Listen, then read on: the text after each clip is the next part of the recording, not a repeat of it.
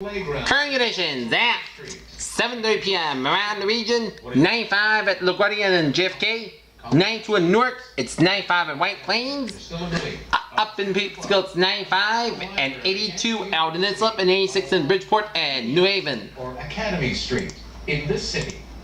And what is happening? Satellite low pitch shows bright severe thunderstorm clouds can be seen over the northwestern Pennsylvania, while some broken shower clouds over the upper lake region and border region of the northern plains states. Some faint cloudiness is visible over the Pacific Northwest, and most of the rest of the country has generally sunny skies. Here.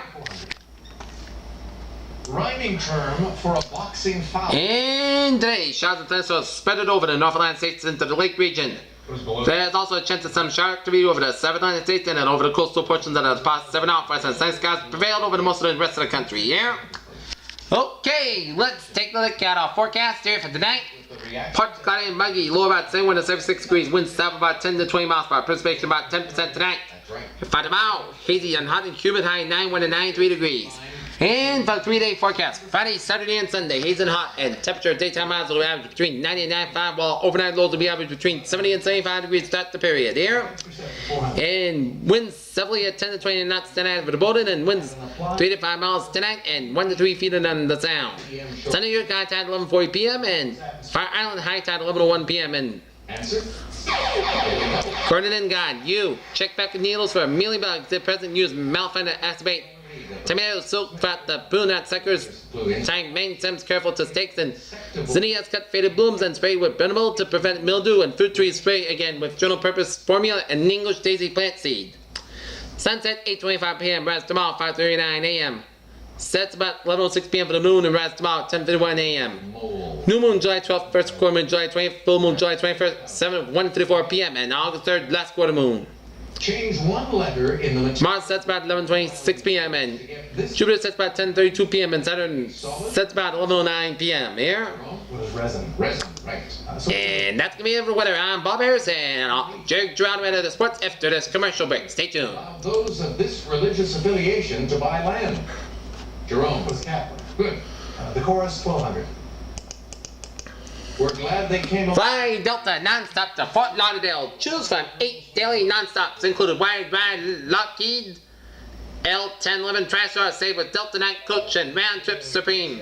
And Willie Nelson. Super Saver Fares. Call Delta New York at 212-239-0700. In Nassau at 516-292-1555. In New Jersey at 201-622-2111. Or see your travel agent. Delta is ready when you are. Delta. Is a nerve block? Action News Sports is brought to you by Delta Airlines. We fly when it shows. And ready when you are. That's it. Schedule to change without notice. Here now, Jerry Gerard. $3,000. Good evening, everybody. Tonight, the Mets get underway out in Atlanta against the Atlanta Braves, while the Yankees will get underway in a couple of minutes from now at Yankee Stadium against the Minnesota Twins. Here. Cosmonautics. Good. Sweet relief for 400, please. A relief well drilled into the Gulf of Mexico in 2010 supplanted the blown-out well. Moscow, the American flag is at the center of the three-way tug-of-war among the United States, the Soviet Union, and the International Olympic Committee, which intends to raise it end at the Moscow Olympics on August 3rd to symbolize the next Games in Los Angeles on 1984. Monique Biddle, Executive Director of the International Committee, said that yesterday that she thought That relief group was CARE. And with that the flag raising ceremony would be all right with the United States government and the United States Embassy in Moscow. However, said that was dead wrong, and that because American boycott, the stars and stripes should not wave at all over the Moscow Games. Ignatiy Novikov, chairman of the Soviet Organizing Committee for the Games, said that he wanted to raise the flag at the close of the ceremony, but that the United States government had transformed him not to when the time comes. He said Soviet officials will do whatever the Olympic Committee tells them to do. Mr. Novikov added that Los Angeles will be the host city still when the next Olympics take place in 1984. We will take part, and with a pleasure if we are invited. We would like to be present, he said. We would like to try to, unlike the Americans. Ms. Berlo, who was officer in Lausanne, Switzerland, said the Olympic Committee he had changes with the subject of the closing ceremony, the United States ambassador in Bern. The question is part of the protocol in the next Olympic Games. She told a news conference the American flag will be raised when the flame goes out of the next closing ceremony. And the next Olympic Games will be in Los Angeles in 1984. This has been included by the United States Ambassador Byrne. She later remanded the saying that the Olympic Committee has stated that its position letter to which there was no official reply. But if officers in the United States Embassy in Moscow said that they were understood Miss Burlock's was wrong, and that the United States did not want it. It's not to be raised at all. Moscow. The vacation Soviet couple, one of the few lucky ones with cars, were returning here for the Crimea. They drove at midday into the town that looked like it had been placed under martial law. The streets were earlier empty. Policemen were posted every 100 yards. The couple stopped and asked the policeman, "What happened?" "And where you been?" he asked suspiciously. "In his house." "Don't you people listen to radio? This is rehearsal for an Olympic plane?" Like much else connected with the Moscow Olympics, which opened on Saturday, the arrangements for carrying the Olympic torch to the Soviet capital had been marked by a penchant for overkill. According to the accounts of the Soviet couple and other travel was in recent days, the torch that crossed the Soviet border from Romania on July 5th had been carried by runners along roads cleared as early as for military maneuvers. "In the late afternoon we were reached," Kurtz said. The wife continued to the story. "There was solid remains inside. Masses of drivers were backed up for miles, prevented the entry of the city. Many of them were people from Kurtz who have gone for the country out into the border. Nobody seemed to know why they had been stopped, and nobody is this huge multitude found it necessary to ask."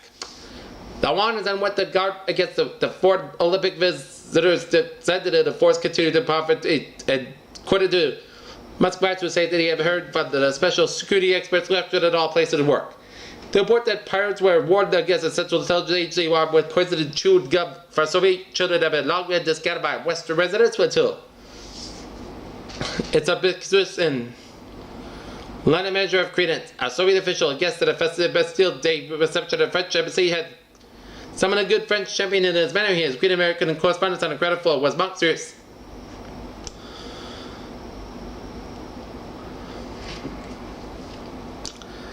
The Scots in Gillen, Scotland, will invented game at maximum if it's name rain and name rain, name golf. It's name golf. In the context, there has been a lot of golf the last few days, which have all been wet, blustery, and chilly. The weather forecast are predicted a reasonable chance that it will be sunny by Thursday, when the 1980 109th British Open Championship known here as the simply as the golf championship begins on Muirfield, the world-renowned course of the Honorable Company of Edinburgh Golfers. Already the village of Glen, where Muirfield is situated, has become a congestion with traffic village.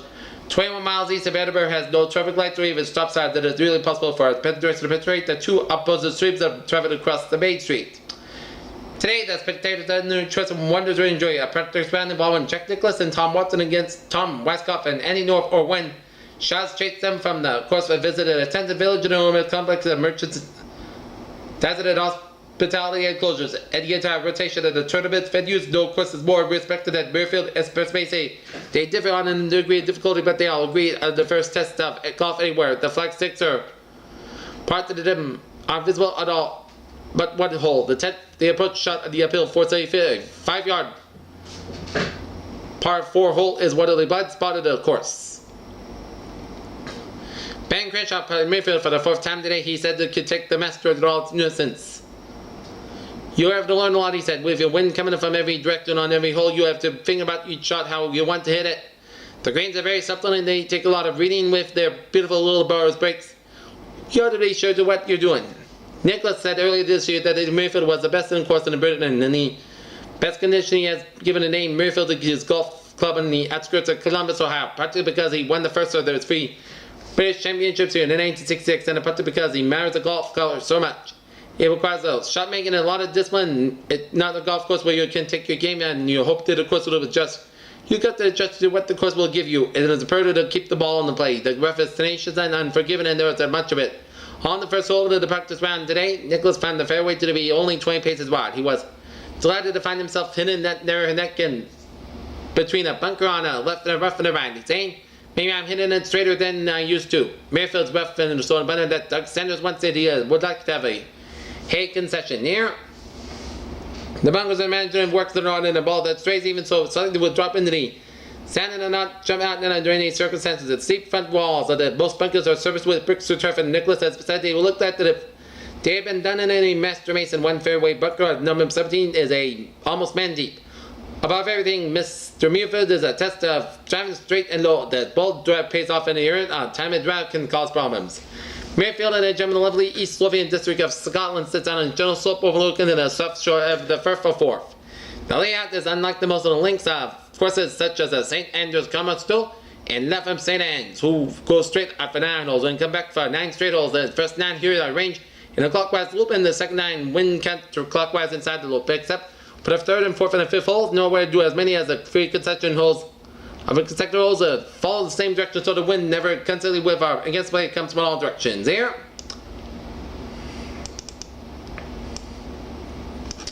Our final decision on the Marvin Webster compensation case has been delayed by Special Master Telford Taylor.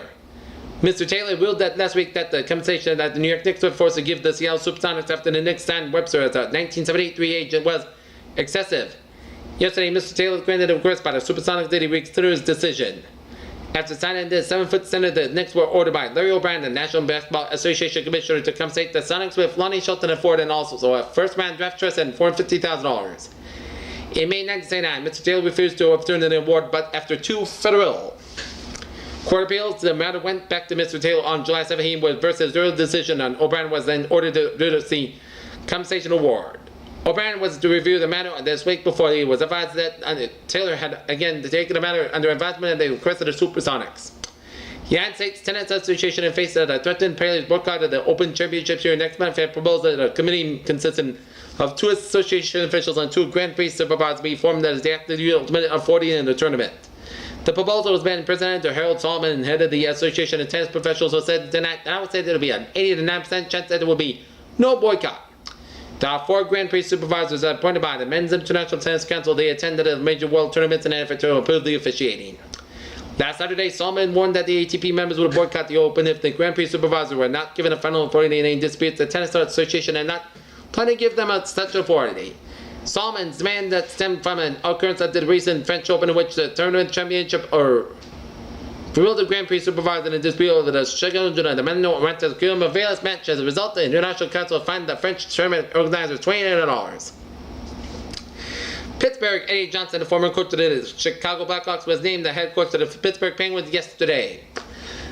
The 44-year-old Johnson, a former goalie in the National Hockey League, signed a 2-year contract with the club. His salary was not disclosed. Johnson sees Johnny Wilson was dismissed May 8th as the Penguins foundered in the last half of the season. Here, the Knicks were expected to announce the signing of Mike Woodson in a top draft choice in the news conference today. 6'5", 200-pound forward from Indiana University was the 12th player chosen in the National Basketball Association draft, and college players in June 10th. Woodson is reported to agree to a 3-year contract, calling of $125,000 a season. He suffered a herniated disc in his back early last season, but returned to the action after only 7 weeks. He averaged about 19.3 points in 14 games. Down for the 1979 average of 21, his 4-year career average was 19.8. And that's going to be it for the Channel 11 Action News on this July 16th, 1980 on a Wednesday on Bill Jones alongside Pat Harris and Bob Harris and Pat Upper and Jerry Johnson. I hope you have a good evening. Coming next on the Channel 11 will be the Beauvais French Connection Part 2 with Gene Hackman and Fernando Ray. And we will be back for the Action News at 10:30. Have a good evening.